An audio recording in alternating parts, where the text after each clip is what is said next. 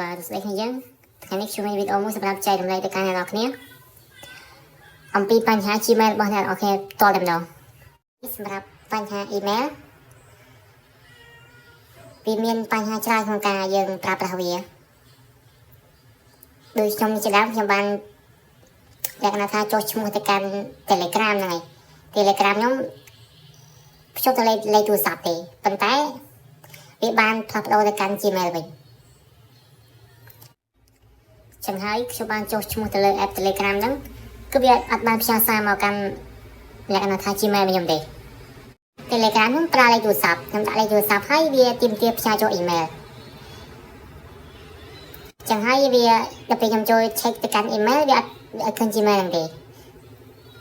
Gmail ដែលគេផ្ញើសារមកកាន់យើងហ្នឹងទេចឹងវាប្រហែលមែនតើចឹងហើយឥឡូវនេះខ្ញុំមានកលឹះមួយសម្រាប់ចែករំលែកទៅកាន់អ្នកនរគ្នាអំពីលក្ខណៈថាយកសារដែលគេមិនបានផ្ញើសារយើងឃើញហ្នឹងយកមកដាក់នៅក្នុង app ផ្សេងនេះដែលអ្នកនរគ្នាចូលឈ្មោះហ្នឹងហើយ app អីក៏បានដែរហ្នឹងសំខាន់ឲ្យតែអ្នកទាំងអស់គ្នាចូលឈ្មោះវាអត់ឃើញផ្ញើសារមកហ្នឹងហើយអូខេឥឡូវនេះចូលមកដល់វីដេអូវិញបងប្អូនជាដំបូងអ្នកគ្នាចូលមកកាន់ app Gmail ហើយចូលមកកាន់ត្រី3ហើយ scroll អอกមកក្រោមរកពាក្យថា spam នេះសញ្ញានេះដូចសញ្ញាឧទាននេះសញ្ញាអក្សរដាក់ spam នេះហ្នឹងហើយ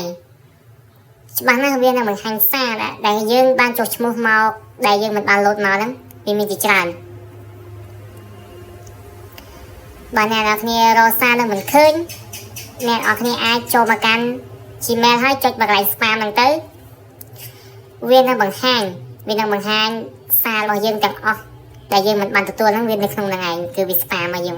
វាមិនអាចឃើញបានទេអញ្ចឹងវីដេអូខ្ញុំគឺមានតែប៉ុណ្ណឹងសម្រាប់ចែករំលែកទៅកាន់អ្នកដែលអត់ដឹងហ្នឹងឯងអ្នកដឹងអ្នកដែលឆ្ងល់រក mail អត់ឃើញរកសារអត់ឃើញហ្នឹងទៅអាចមើលវីដេអូនេះបានជាចុងក្រោយគ្មានអ្វីផ្ដាំទៅកាន់អ្នកនរគ្នាទេមានតែជួយ sub ឲ្យខ្ញុំនៅមួយផងហ្នឹងហើយដើម្បីទទួលបានកលឹះថ្មីបន្តទៅមុខទៀតហ្នឹងហើយឥឡូវនេះខ្ញុំកំពុងតែចាប់ផ្ដើមធ្វើវីដេអូហើយនឹងស្វែងរកកលឹះថ្មីដើម្បីចែករំលែក